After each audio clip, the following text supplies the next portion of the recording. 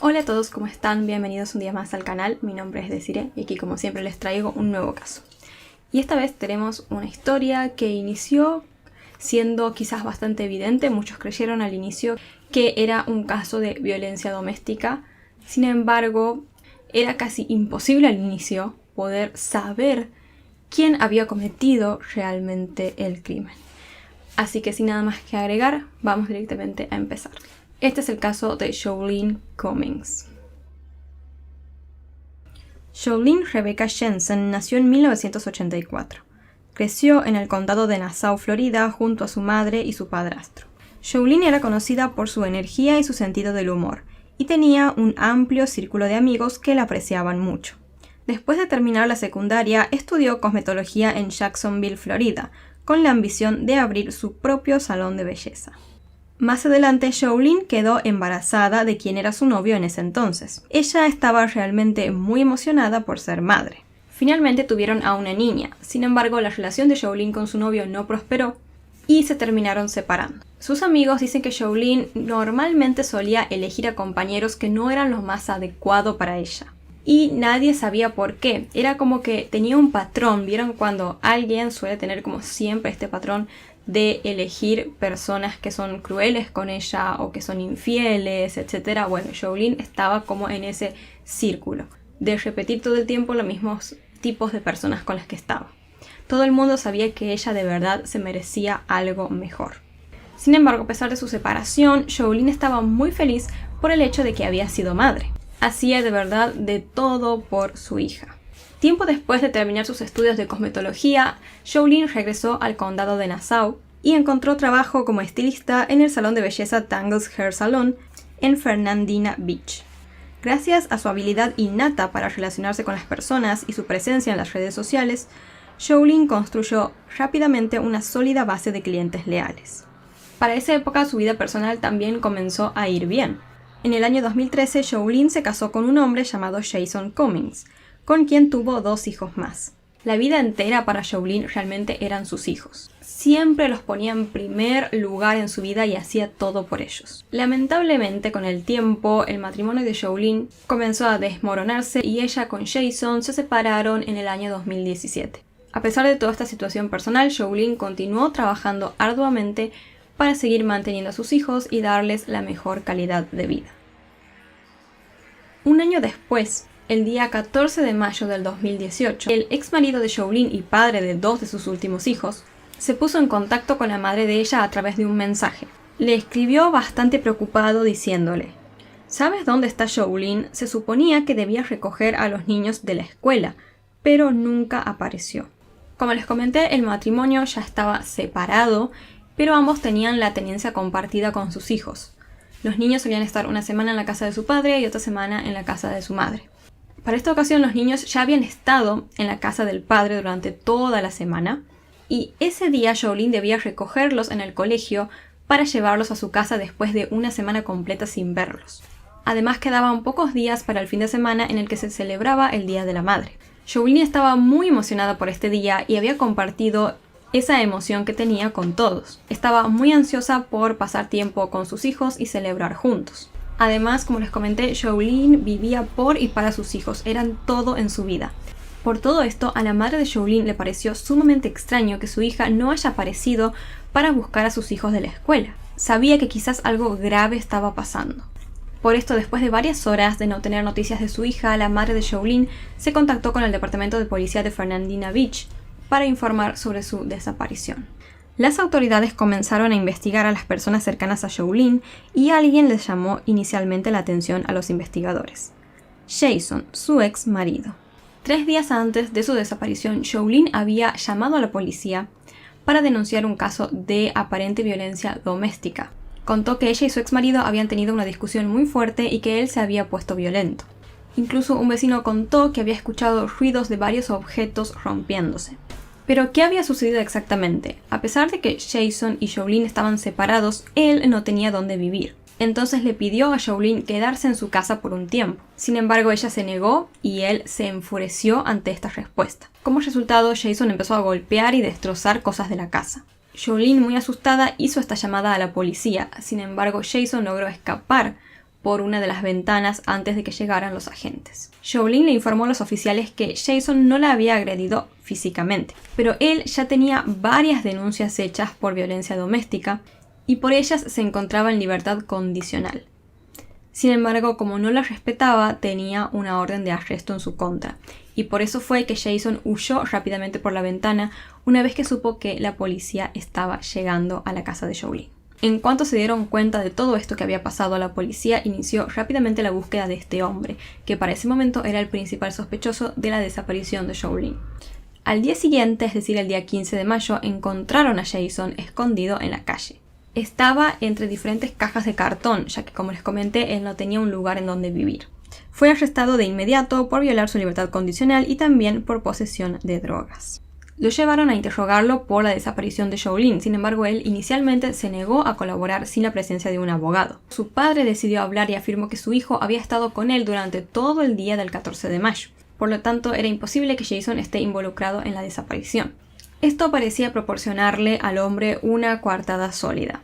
Sin embargo, como ya sabemos y ya sucedió en otros casos, muchas veces los familiares de los culpables suelen mentir, inventarle cosas a la policía para cubrir a su ser querido. Esto lo vimos, por ejemplo, en el caso de Brittany Gargle, que si no lo vieron les voy a estar dejando por acá una tarjetita. Horas después, mientras todo esto sucedía, alguien alertó a la policía que habían encontrado el que parecía ser el auto de Jolene estacionado en un Home Depot.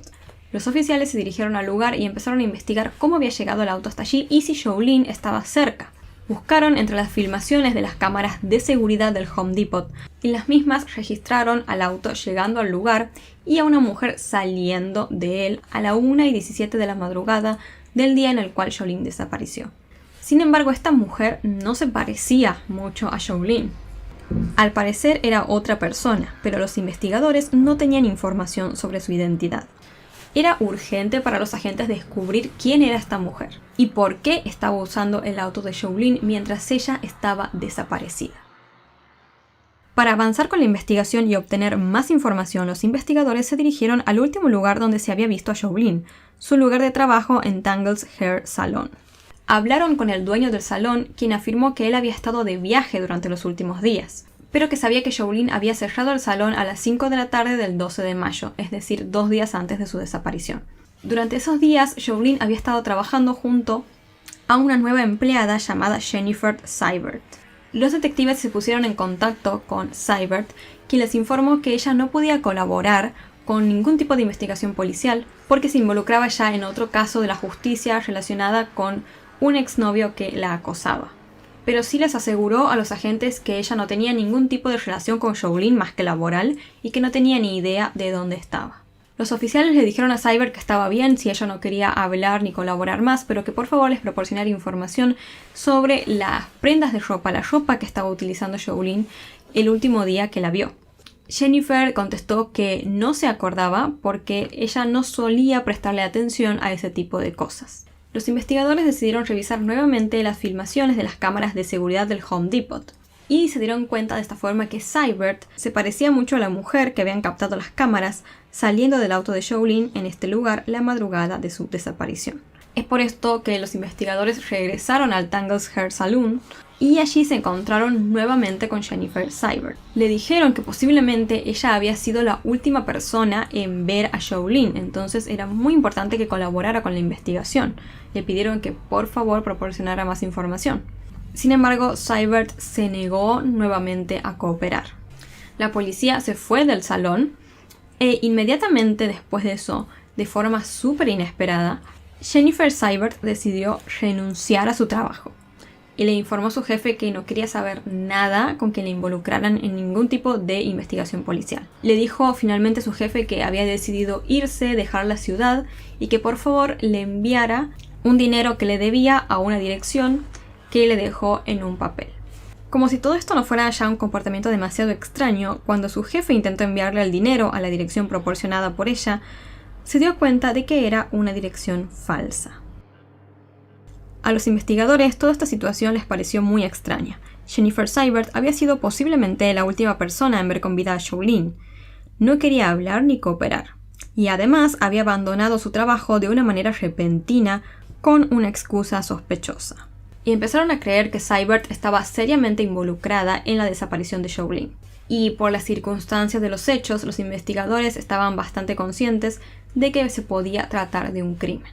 Por esto decidieron tomar medidas ya drásticas. Los investigadores regresaron al salón de belleza, el último lugar en el cual se cree que Joulin había estado, para buscar pistas de un posible crimen. Usando luminol, los investigadores de la escena del crimen encontraron cantidades masivas de residuos de sangre en las paredes, sillas, gabinetes y fregadero del Tangles Hair Saloon. Más tarde, tras analizarla, se descubrió que esta sangre pertenecía a Joulin Cummings.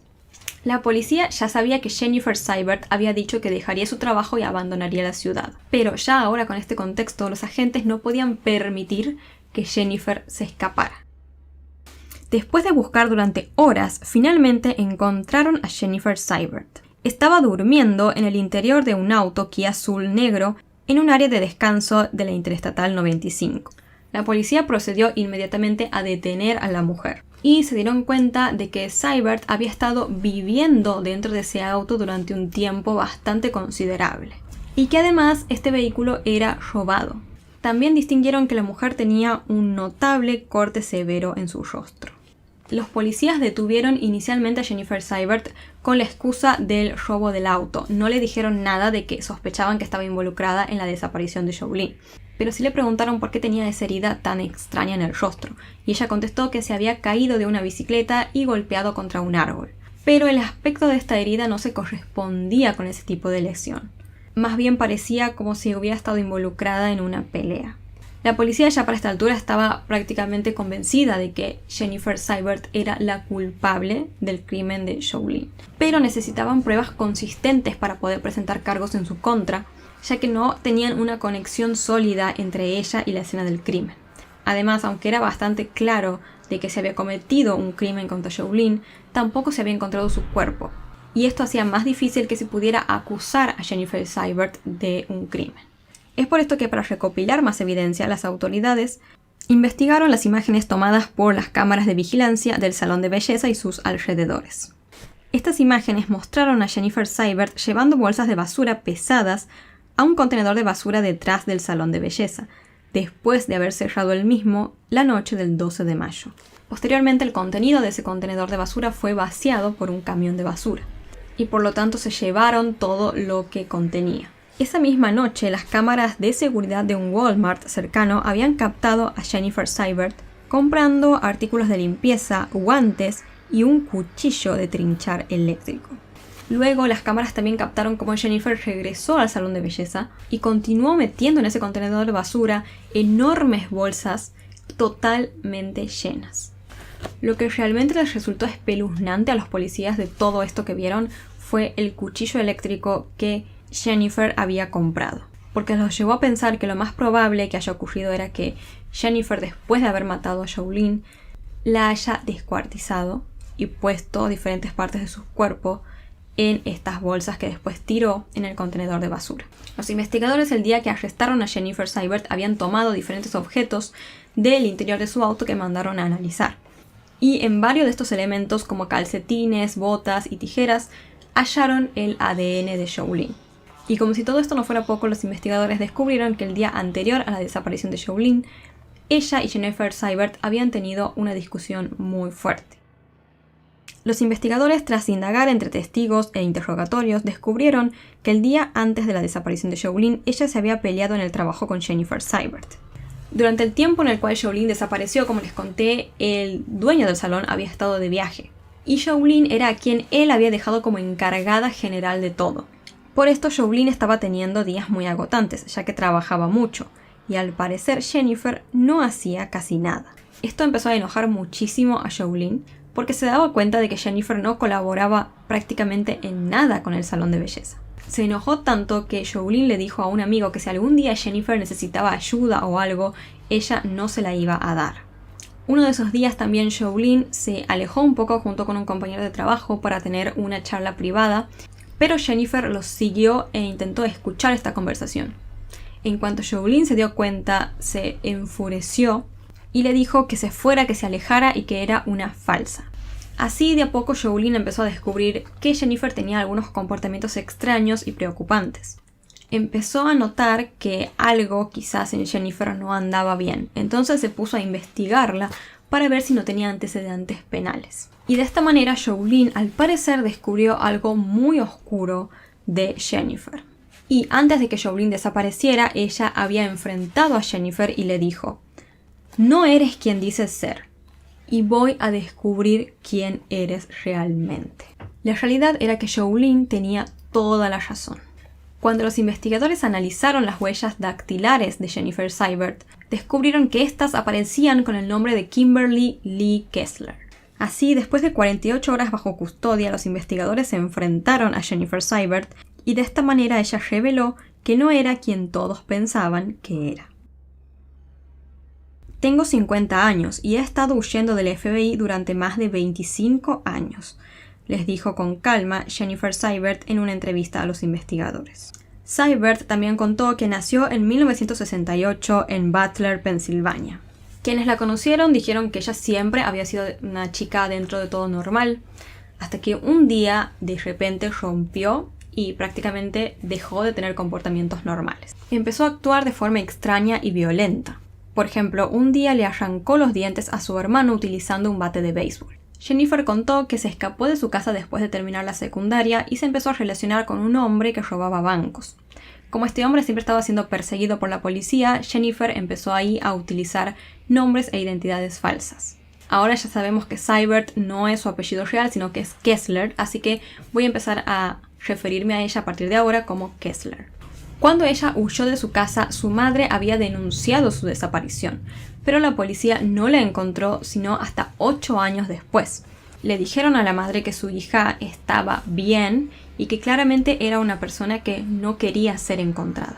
Y de esta manera se cerró el caso por su desaparición. Sin embargo, los investigadores le habían preguntado en ese momento por qué había decidido huir de su casa. Y Kessler contestó que se había escapado porque su madre solía venderla a hombres y que le cortaba el pelo para hacer muñecos vudú. Pero una amiga de ella dijo que esto no era para nada cierto. Por otro lado, también un exnovio de ella contó que Kessler había sido varias veces muy violenta con él y que él creía saber cómo Kessler conseguía esas identidades falsas. El exnovio contó que en una época cuando ellos todavía salían, solían ir bastante a un cementerio, porque allí estaba la tumba del padre de ella. Pero el exnovio dijo que Kessler solía tener mucho la costumbre de empezar a caminar e irse sola por el cementerio, buscando tumbas de mujeres de su edad. Y así se cree que ella encontró diferentes nombres que después usaría.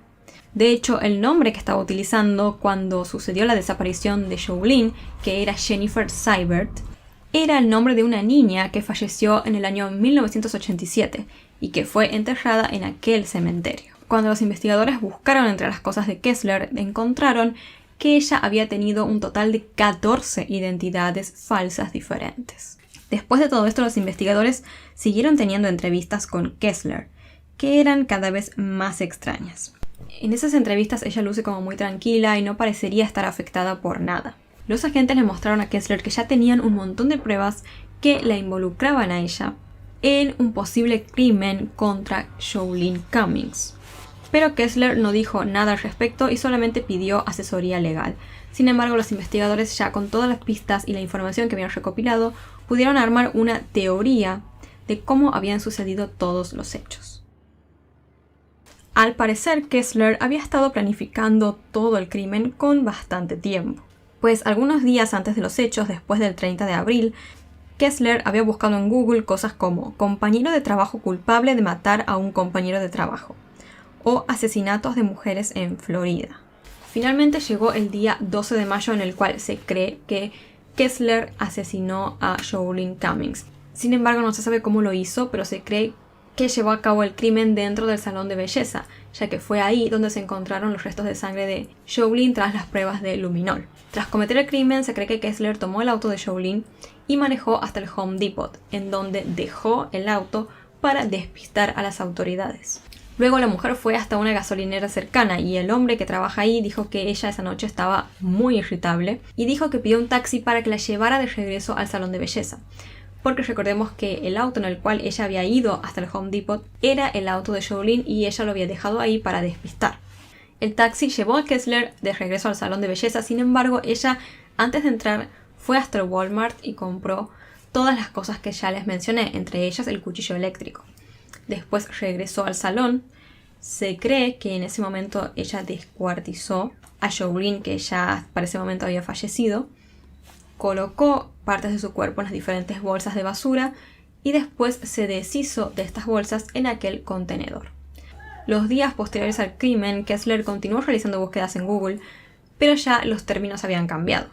Empezó a buscar cosas como Jolene Cumming, cuerpo, Jolene Cumming, búsqueda, etc. En septiembre de 2018, Kimberly Kessler fue acusada de asesinato en primer grado. Sin embargo, ella dijo que era inocente.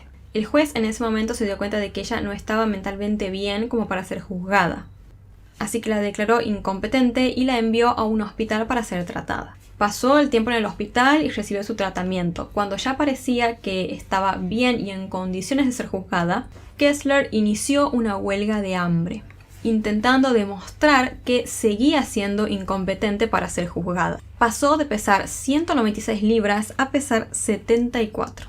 Además empezó a cambiar su comportamiento, era violenta con muchas personas y empezó literalmente a hacer cosas muy extrañas, grotescas. Por ejemplo, se desnudaba y le hacía gestos a la policía. Incluso cuentan que ella solía esparcir sus heces por toda su celda y cuando los policías llegaban ella agarraba las heces, se las comía, se las pasaba por su cuerpo, se las tiraba a los agentes de policía. Por todo esto, Kessler durante ese tiempo también fue acusada de agresión hacia las autoridades. Y siguió teniendo comportamientos súper extraños, repetía las mismas frases una y otra vez, una y otra vez.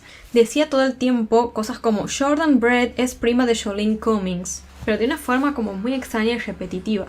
Por acá les voy a estar dejando un clip en donde van a poder ver que obviamente ella lo dice en inglés, pero para que vean la forma en la que lo dice y cómo lo repite constantemente. Jordan Beard is Johnson's nephew. Jordan Beard is Jolene Cummings' cousin. Jordan Beard is Jolene's cousin. Jordan Beard is Jolene's cousin. Jordan Beard is Jolene's cousin. El juez de todos modos creyó que todo esto no era más que un show que se estaba montando para, como les comenté, que la siguieran considerando incompetente para ser juzgada. Por esto, unos meses después de los hechos, el juez dijo que ella estaba en total condiciones de ser juzgada como cualquier persona. Como quizás se pueden estar dando cuenta, hasta este momento nunca se había encontrado el cuerpo de Jolene Cummings. Y cuando no hay un cuerpo es muy difícil poder acusar a alguien por asesinato. Sin embargo, en este caso las cosas parecen estar ya muy claras. Y en diciembre de 2021, Kessler fue declarada culpable de asesinato en primer grado por la muerte de Jolene Cummings. Fue sentenciada a cadena perpetua sin posibilidad de libertad condicional. Los oficiales de policía, después de que se dictó la sentencia, hablaron con la prensa y dijeron que no creen que este haya sido el primer crimen que cometió Kessler. Dijeron que para ellos ella es una mujer totalmente malvada y también agregaron que no descansarían hasta encontrar el cuerpo de Jolene. La madre de Jolene, el día de la sentencia, habló y dio un discurso desgarrador, en el que contó que su vida cambió para siempre después de los hechos, pues la vida de su hija había sido arrebatada, no había muerto en un accidente ni nada por el azar. Dijo que todos en su familia habían sufrido estrés postraumático, que después de los hechos suelen tener ataques de ansiedad y no confían fácilmente ya en las personas. Su madre continuó diciendo que se siente culpable de no haber podido estar cuando sucedió el crimen para ayudar a su hija. Finalizó contando que todos en su familia viven en una pesadilla que no tiene fin. Las autoridades buscaron incansablemente en el vertedero de basura el cuerpo de Jolene, pero jamás apareció. Encontraron algunos objetos de interés, pero nunca su cuerpo. De verdad, los oficiales hicieron un trabajo impecable en la búsqueda. Cuando lo hicieron era verano y su trabajo fue tan intenso que muchos oficiales fueron internados por agotamiento por el calor. A pesar de todo esto, como les conté, nunca se encontró el cuerpo de Jolene y lo más probable es que nunca sea hallado. Sin embargo, más allá de la poca esperanza que hay, la búsqueda de los restos de Jolene continúa hasta el día de hoy. Su familia sigue, lamentablemente, sin poder despedirse de ella de la forma en la que se merece. Este caso aún nos deja muchas preguntas porque no sabemos exactamente cómo sucedió el crimen, ya que la culpable no confesó los hechos. y posiblemente nunca sepamos cómo sucedieron las cosas de verdad, porque lo más probable es que Kessler jamás confiese nada. Tampoco sabemos la verdad de ella, de su infancia, si realmente habrá vivido situaciones de abusos o si su madre realmente la vendía a hombres o no era más que un invento de ella como justificación al haberse escapado de su casa y demás. Vimos muchos casos de situaciones en donde los culpables, ¿no?, tuvieron una infancia vulnerable y complicada y que eso los llevó a convertirse después en victimarios. Pero no sabemos si es verdaderamente también otro caso de esos. Y esta vez les traigo una historia de un caso que sucedió hace poco tiempo en mi país, Argentina. Y es un caso que a mí particularmente me impactó mucho por el escenario en el cual sucedieron los hechos. Porque es un lugar bastante conocido, se podría decir, digamos, muchas personas que son de Buenos Aires que quizás en algún momento se quisieron teñir el pelo o hacerse, bueno, algo de peluquería, quizás lo escucharon nombrar a este lugar o incluso probablemente hasta hayan ido a ese lugar. Por eso a mí me sorprendió porque cuando yo andaba como en la movida de teñirme el pelo y hacerme balayage y todo eso, lo tenía súper en consideración a este lugar en cuestión para ir a teñirme el pelo justamente. Y tenía guardados un montón de fotos de Instagram, de videos que subían y todo, entonces como que quedé muy sorprendida cuando me di cuenta en dónde había pasado todo, ¿no? Así que bueno, sin nada más que agregar, vamos a empezar. Este es el caso de Germán Medina. Bienvenidos a la peluquería Verdini, una reconocida peluquería en Buenos Aires, Argentina, ubicada más específicamente en el barrio de Palermo, y que suele ser bastante frecuentada por personas del mundo del espectáculo. Este local es tan famoso que el dueño y varios trabajadores de Verdini hicieron varias apariciones en programas de televisión, compartiendo sus consejos de estilo y demostrando sus habilidades de peluquería ante las cámaras. ¿Cómo hacer ondas, pero con plancha y con rizadora? O sea, la diferencia que hay que hacerla con esto y con esto. ¿Onda con plancha? ¿Se puede hacer una onda con plancha? Sí, ahora te voy a mostrar. Pero si la planchita es para planchar el pelo. No, pero también. También. No, hacemos ondas con plancha o con rizador. Le voy a hacer la mitad con plancha y la mitad con rizador, con bucleadora. Todos los que alguna vez nos teñimos el cabello sabemos lo difícil que es encontrar un buen colorista. Aquel que logre ese color específico o estilo que deseamos. Verdini justamente contaba con coloristas especializados, y uno de ellos es uno de los protagonistas de esta historia. Germán Medina, un colorista de 33 años, llevaba un poco más de un año trabajando en la peluquería. Nació en Villa Carlos Paz y vivía en Morón con su pareja Julio desde hacía 3 años. Además, Germán era padre de una niña. El joven estudió historia en el Instituto González Catán, antes de sumergirse en el mundo de la peluquería y empezar a trabajar en Verdini. Al igual que a muchos de sus colegas, a Germán le encantaba fotografiarse con sus clientas en su lugar de trabajo y también hacer contenido para sus redes sociales. Mi nombre es Germán, soy colorista. Una de las cosas que se piden mucho, ya sea balayage en ombre, que son los que tienen el contorno, o los baby lights, que son un efecto como de que te fuiste a la playa y se te aclaró el pelo como naturalmente, ¿no? Hebras muy bien finitas, eso se pide mucho. Colores que vayan bien de la mano del color natural de la base de cada clienta. El día 20 de marzo del 2024 por la tarde, llegó una llamada de urgencia al 911. Quien llamaba era el dueño de la conocida peluquería Verdini. Solicitaba que las autoridades policiales se presentaran de inmediato en el lugar, debido a que algo espantoso había sucedido. Poco más de las 20 horas de aquel día, las autoridades policiales llegaron a la famosa peluquería. Allí descubrieron que luego de que el local cerrara sus puertas, una discusión se había desatado, desencadenando una tragedia. Luis Abel Guzmán, empleado de la peluquería, había asesinado de un tiro en la cabeza a su compañero Germán Medina, en medio de lo que parecía haber sido una acalorada disputa. Después del crimen, Guzmán escapó por una ventana, desapareciendo rumbo a lo desconocido. Abel Guzmán, de 43 años, era otro empleado de la peluquería. Era uno de 8 hijos, aunque uno de ellos había fallecido. De los restantes, 6 eran hermanos varones y una sola era mujer.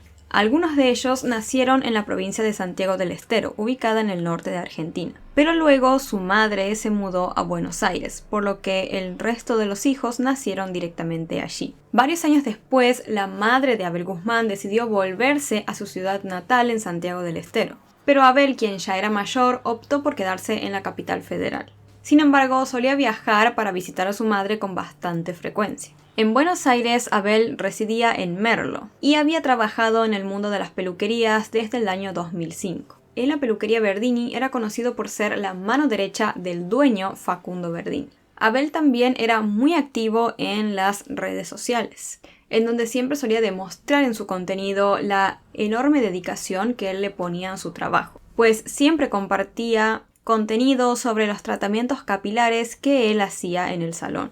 Aquellos quienes lo conocían destacaron el trato amable y profesional que Abel siempre tenía con sus clientas. Como les conté, la madre de Abel vivía en Santiago del Estero, más específicamente a pocos kilómetros de una localidad llamada Los Quiroga. Abel estaba construyendo una casa a pocos metros de la de su madre en esa ciudad. Por eso él le enviaba dinero todos los meses justamente a su madre para que avanzara la construcción.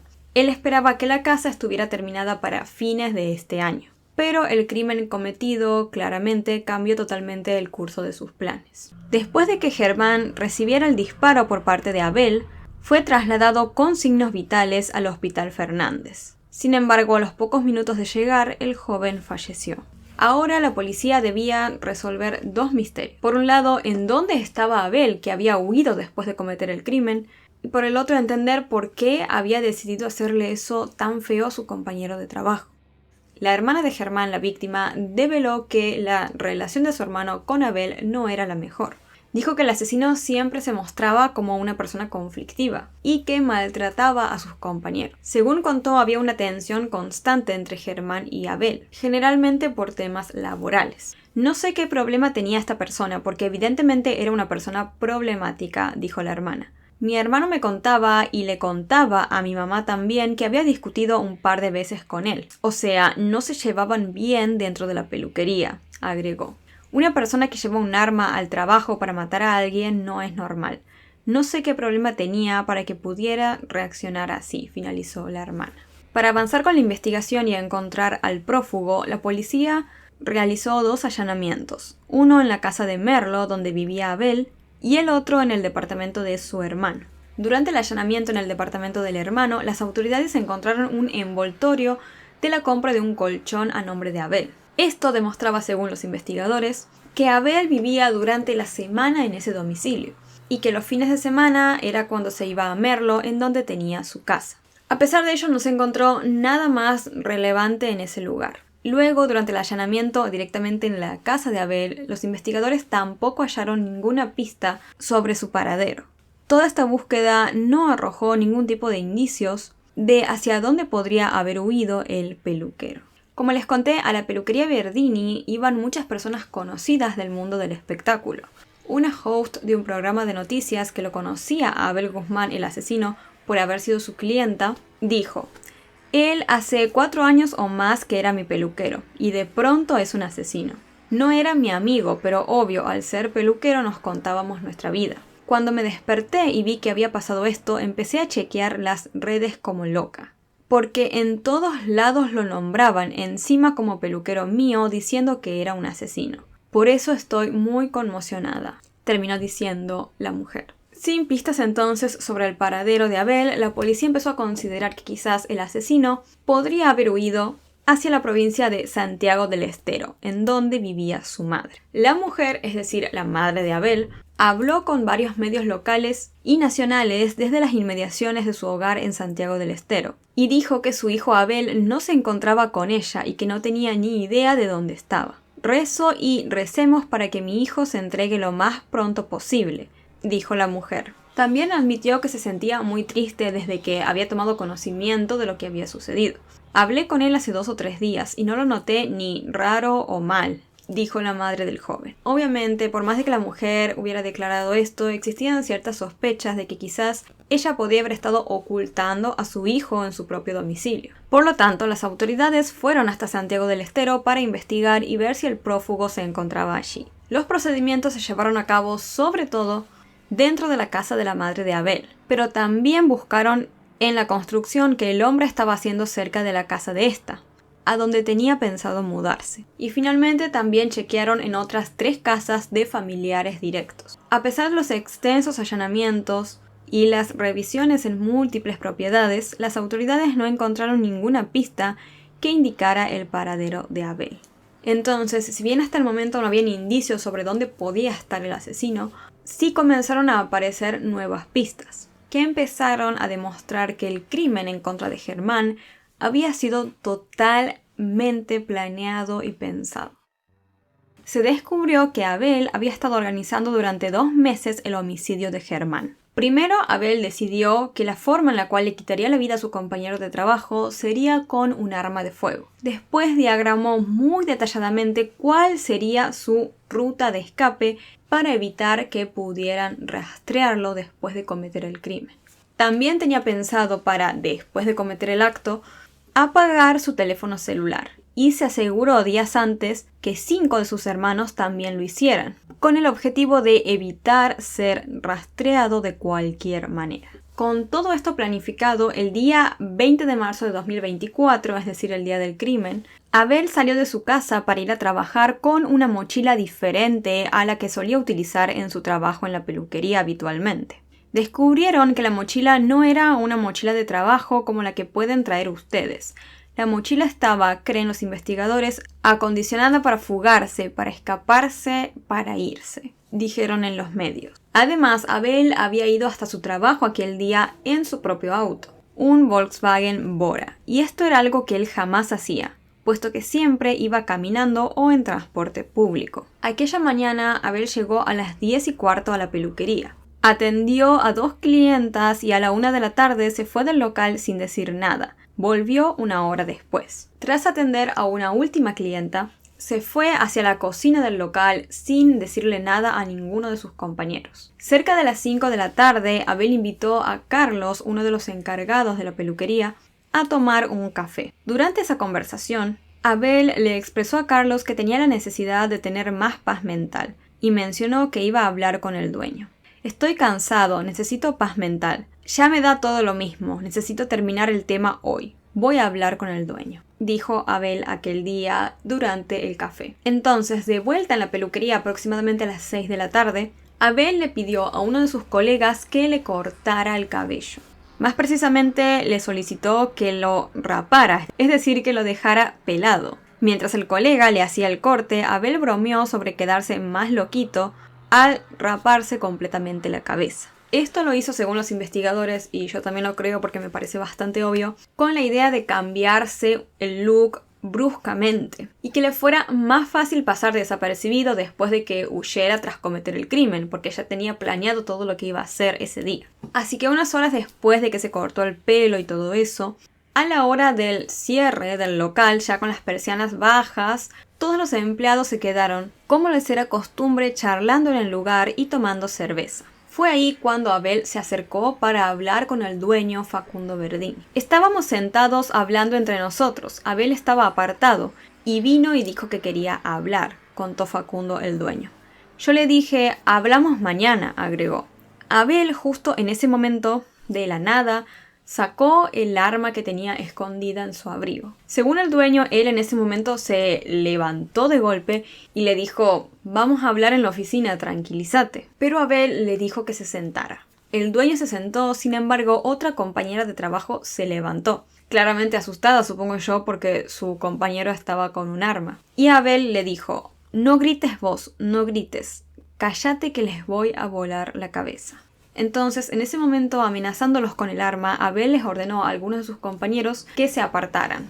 Luego se puso en una posición que es conocida de tiro, le apuntó y directamente le disparó a Germán, quien, sin imaginarse que su compañero le dispararía, no intentó moverse ni defenderse. Toda esta secuencia quedó grabada por las cámaras de seguridad del local.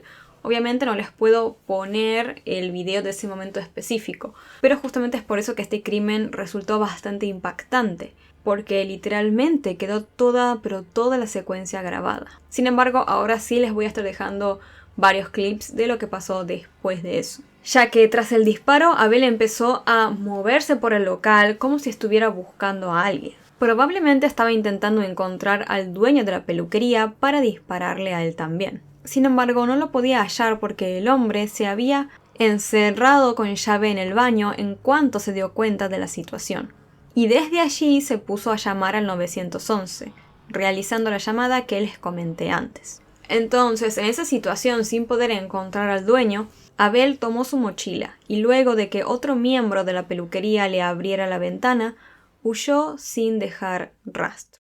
Después de disparar y de escapar de la peluquería, Abel continuó con la segunda parte de su plan. Caminó desde la peluquería hasta el lugar en donde había estacionado su auto, el que, recordemos, nunca llevaba al trabajo. Pero ese día lo hizo porque esto formaba parte de su plan. Él tenía establecido que no debía utilizar transporte público como subte o trenes, para no quedar registrado por alguna cámara de seguridad. Entonces Abel se subió a su auto y desapareció totalmente. Sabiendo entonces ahora cómo habían sido los hechos, había que responder la pregunta de por qué. ¿Por qué Abel había decidido cometer este atroz crimen que por poco no terminó siendo un doble homicidio? Se sabía hasta ese momento que Abel le había dicho a uno de sus compañeros de trabajo, durante aquella conversación del café el día de los hechos, que estaba necesitando cierta paz mental y que iba a hablar con el dueño ese día. Pero no se sabía todavía a qué se estaba refiriendo Abel verdaderamente al decir que necesitaba esta paz mental. Pero luego, gracias a varias declaraciones testimoniales, los investigadores pudieron elaborar una teoría inicial. Los testigos dijeron que Abel y Guzmán tenían una mala relación laboral, ya que Germán le había avisado al dueño Facundo Verdini que Abel usaba formol con sus clientas, un producto que el dueño ya había prohibido por su alta toxicidad. Pero luego, gracias a haber recolectado más información, las autoridades pudieron elaborar una segunda teoría sobre cuál podría haber sido el móvil del crimen. Se supo que el dueño del local le había bajado la categoría de colorista a Abel y había puesto a Germán en su lugar. Los investigadores entonces empezaron a creer que este podría haber sido claramente uno de los motivos que habían desencadenado el crimen, ya que Abel podría haber estado celoso de su compañero, o incluso haber creído que pronto lo iban a despedir. Algunos dicen que Abel era como una especie de psicópata al quien no le importaba absolutamente nada, y que en cuanto dejó de tener ese puesto de trabajo, de ser el mejor colorista, de ser el preferido de las clientas, de mantener su antigüedad en el trabajo y demás, decidió básicamente deshacerse de su competencia directa, que era Germán. Abel claramente parecía ser una persona muy peligrosa, pero para aquel momento, como les conté, aún seguía prófugo. Así empezaron a pasar varias semanas del crimen. Y Abel seguía sin aparecer. Tampoco se habían encontrado ni su auto ni su teléfono celular. Debido a la situación, la Interpol emitió una alerta roja para capturar a Abel Guzmán. Además, el gobierno de la nación oficializó una recompensa para quien brindara información concreta sobre su paradero.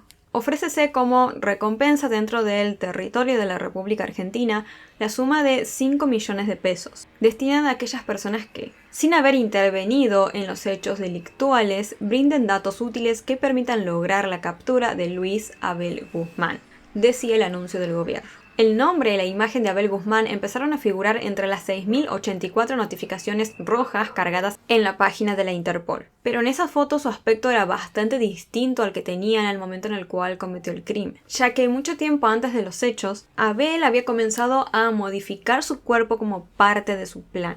Empezó a usar otra ropa, engordó, y como ya sabemos, el día en el cual cometió el crimen, él decidió raparse completamente la cabeza. Justamente días antes de los hechos, estos cambios tan bruscos de Abel le habían llamado la atención a la empleada de un supermercado situado a pocos metros de la peluquería. Justo a la mañana de los hechos, ella le preguntó a Abel a qué se debía la decisión de modificar tanto su aspecto. Compró una gaseosa, le pregunté por qué se había cortado el pelo. Lo solía usar con colita y de la nada se rapó, comentó la empleada del supermercado. Y según ella, Abel, cuando ella le preguntó por qué estaba haciendo tantos cambios, él le contestó: porque voy a matar a alguien. La mujer contó que en ese momento se rieron ellos dos, pues ella pensó que no era nada más que un chiste. Con el asesino aún prófugo, a mediados de abril, la peluquería Verdini empezó a prepararse para reabrir sus puertas luego del espantoso hecho. Pero antes tuvieron que hacer claramente ciertas refacciones y modificaciones, entre las que se destacaba reparar el vidrio que se estalló producto del disparo. Finalmente llegó el día y la peluquería Verdini reabrió. La jornada comenzó a las 10 de la mañana. Varias clientas empezaron a atenderse en el lugar que había sido escenario del escalofriante crimen. Todo esto mientras el principal sospechoso seguía prófugo y con una alerta roja de la Interpol. Hoy todavía tiene mucho miedo. Si abre las puertas es porque entiende que sus empleados necesitan trabajar, necesitan volver a este lugar, necesitan cobrar básicamente y necesitan volver a tener el contacto con sus clientes, con la gente que viene a atenderse habitualmente, exactamente. Pero Facundo Verdini no va a venir. Él todavía está en shock, tiene muchísimo miedo, ha pedido custodia, todavía no se la han dado y aquí en la peluquería sí tienen desde ese primer momento una custodia policial las 24 horas, que a pesar de que la peluquería está abierta, que pueda haber un poco más de movimiento de gente, de las cámaras de seguridad, va a haber también una consigna policial. Una de las clientas que salió apresurada del local ese día comentó a uno de los periodistas que se encontraban afuera que todo estaba bien en la peluquería, después de ser atendida por uno de sus empleados. Entonces, mientras todo esto sucedía, de que la peluquería volvió a abrir y demás, surgió nueva información bastante importante. Salieron a la luz chats del grupo de WhatsApp de los empleados de la peluquería Verdini, que arrojaban mucha luz sobre el móvil del crimen. Se descubrió que a Abel Guzmán sus compañeros de trabajo no lo hablaban porque le tenían miedo, y el único que lo enfrentaba era justamente Germán Medina. Todo quedó expuesto en aquel grupo de WhatsApp, en donde el dueño Facundo Verdini recordó que estaba prohibido el uso de formol en su local, y aclaró que al que no estuviese de acuerdo se podía abrir su propio salón.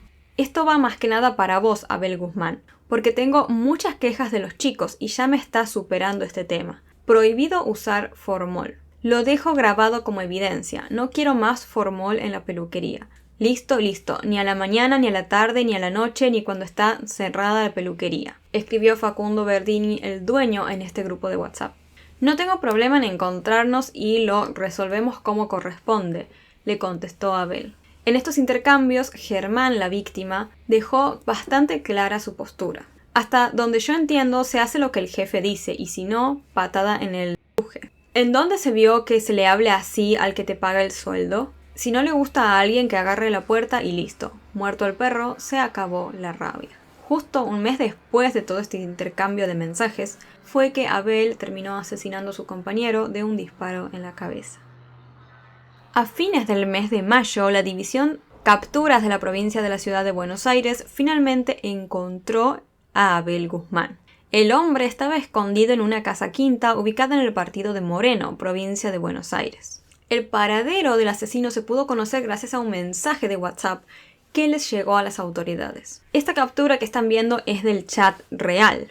Y como ven, alguien envía un mensaje diciendo: «Hola, soy el 2992. Te paso la dirección». Y le pasa una calle y un número. Además le dice que esto quedaba en Paso del Rey, Moreno. Se puede ver cómo las autoridades policiales contestan a este mensaje diciendo: «Hola, ¿cómo es la casa por fuera? ¿Tiene acceso solo por el frente? ¿Cómo se hace llamar el prófugo?». Una vecina contó que Abel en esa casa trabajaba como albañil para una señora mayor, de unos 80 años. La mujer pobre no tenía ni idea de quién era realmente Abel. Así que en cuanto recibieron toda esta información, las autoridades se dirigieron al lugar indicado. Allí efectivamente encontraron a Abel y lo arrestaron inmediatamente. Cuando cometió el crimen, el hombre, como les conté, tenía la cabeza rapada, pero en el momento de su detención mostró un cambio significativo en su apariencia. Ahora tenía mucho pelo y barba. Julio Mendoza, el novio de la víctima, explicó que reconocer a Abel era muy difícil con ese look. Estaba súper cambiado. Si veo el video y las fotos, era prácticamente imposible encontrarlo, dijo él. El cambio es muy notable. Está mucho más flaco, la barba, el pelo. Hubo un cambio radical en él, agregó. Casualmente, la captura de Abel Guzmán se produjo luego de que Facundo Verdini, dueño de la peluquería, publicara en sus historias de Instagram que empezaría a atender en una sucursal ubicada en Parque Leloa, una zona cercana a Moreno en donde fue detenido el asesino. Por eso se empezó a tener la teoría de que Abel se había movido hacia esa zona justamente para estar cerca de donde estaba atendiendo ahora el dueño. Decían que se venía moviendo, pero llegó a este lugar tras la publicación en las redes, porque estaría en busca de Facundo Verdini.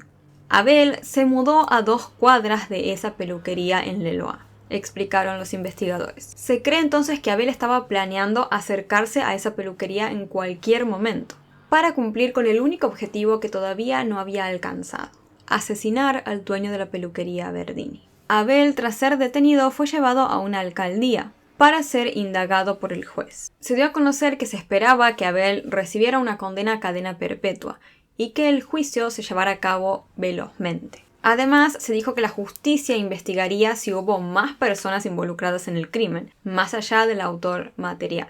Abel luego fue llevado a la cárcel de Ezeiza para cumplir con la prisión preventiva. El hombre y sus abogados decidieron no apelar su procesamiento por homicidio. Entonces directamente el caso va a ir de una a un juicio oral y público. Por otra parte, Abel fue sometido a un examen mental en el que el cuerpo de peritos de la corte dictaminó que sabía y comprendía perfectamente lo que hacía cuando cometió el crimen. No presenta síntomas de alteraciones psicopatológicas de tipo psicótico ni demencial. Por lo tanto, sus facultades mentales encuadran dentro de la normalidad desde el punto de vista psicojurídico, dijo uno de los miembros del cuerpo médico forense. Entonces ahora simplemente resta esperar que se lleve a cabo el juicio y se le dé una sentencia definitiva a Abel Guzmán.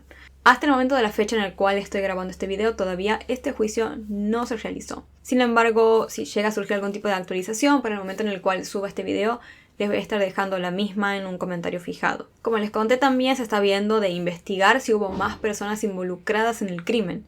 Sobre todo se tiene esas sospechas porque, como les conté, para que Abel escapara después de cometer el crimen, alguien le tuvo que abrir una de las ventanas de la peluquería y él terminó saliendo por esa ventana. Pero bueno, todavía no se sabe si hubo más personas verdaderamente involucradas o no. Es algo que ojalá nos pueda contestar el tiempo y las investigaciones. Por el momento, al menos ya se tiene cierta tranquilidad de que se pudo localizar a este hombre, se lo pudo detener y que al menos va a ser llevado a un juicio, va a tener una sentencia y de esta forma Germán Medina, la víctima, va a poder tener justicia. Como les comenté al principio, este caso a mí me impactó mucho cuando me enteré en dónde había pasado todo esto. Digamos que en las noticias salían cosas como diciendo que había sucedido un crimen en una peluquería y tal, pero yo cuando me senté a leer y vi que era en Verdini me quedé muy impactada porque, como les digo, yo súper consideraba cuando me teñía el pelo ir a hacerme el color ahí, de verdad. Y tenía muchísimos reels y contenido de Instagram guardado y que lo veía o lo usaba de ejemplo para hacerme el color y todo eso. Entonces me quedé súper impactado porque, como les digo, es un lugar súper conocido, bastante conocido. Y sobre todo, otro motivo por el cual este caso fue muy impactante para mí es porque, bueno, quizás algunos lo sepan, otros no, pero yo soy de Santiago del Estero, nací ahí. Y bueno, como les conté, la madre del asesino era de ahí, es originaria de ahí, incluso hoy en día vive ahí. Y justamente fueron las autoridades policiales a buscarlo ahí a ver si estaba escondido en la provincia y demás. Y bueno, nada, obviamente que todo eso me llevó a seguir mucho el caso porque, bueno, estaba mi provincia involucrada. Entonces eso hacía que me llame más la atención y también que me impacte más toda esta historia. Más allá de todo, sigue siendo un caso muy triste. Es muy impactante ver, si ustedes entran a la cuenta de Instagram de la peluquería, todavía hay ahí subidos reels que hizo Germán en su lugar de trabajo. Se lo veía como un chico súper dulce, súper bueno, que de verdad amaba lo que hacía, y es muy doloroso ver cómo terminó su vida así de un segundo al otro. Él simplemente fue a trabajar, como cualquier persona puede salir a su trabajo, y jamás volvió. Y lo peor es que fue un segundo. En un segundo este hombre decidió terminar con su vida, la verdad. Es muy impactante el video, porque literalmente se ve todo muy explícito, cómo sucede todo el crimen. O sea, es como todo. Es un conjunto de cosas que de verdad hacen que este caso sea muy, muy impactante y te conmocione demasiado. Así que ahora simplemente resta esperar que se haga justicia y que de verdad, si hay más personas involucradas, bueno, se puedan descubrir y también sean llevadas a la justicia, ¿no? Esto fue todo por hoy. Espero el caso les haya resultado de interés. Si les interesa en general este tipo de contenido, no olviden suscribirse al canal y activar la campanita de notificaciones para que YouTube les avise cada vez que suba un nuevo video. Antes de irme, les dejo como siempre por acá mis redes sociales, por acá un botón para que puedan suscribirse y por acá abajo videos o listas de reproducción recomendadas para ustedes. Bueno, antes de irme también ahora les comento que ya tenemos habilitadas las membresías del canal, así que están totalmente invitados a hacerse miembros. Van a tener varios beneficios como ver los videos antes que nadie, menciones al final de los videos, verlos sin anuncios también, emojis y fondos de pantalla exclusivos, y también un porcentaje del costo se dona también a la caridad, que bueno, todo eso les dejo en los comentarios como de la pestaña de miembros. Ahí va a estar toda la información más detallada. Así que nada, están súper invitados a unirse. Es el costo más bajo que YouTube me dejó poner. Varía mucho según el país, así que no les puedo decir específico cuánto es, pero es el más bajo que me dejaron poner. Así que bueno, esto fue todo por hoy. Muchas gracias por verme. Les mando un beso gigante, cuídense mucho y los veo a la próxima.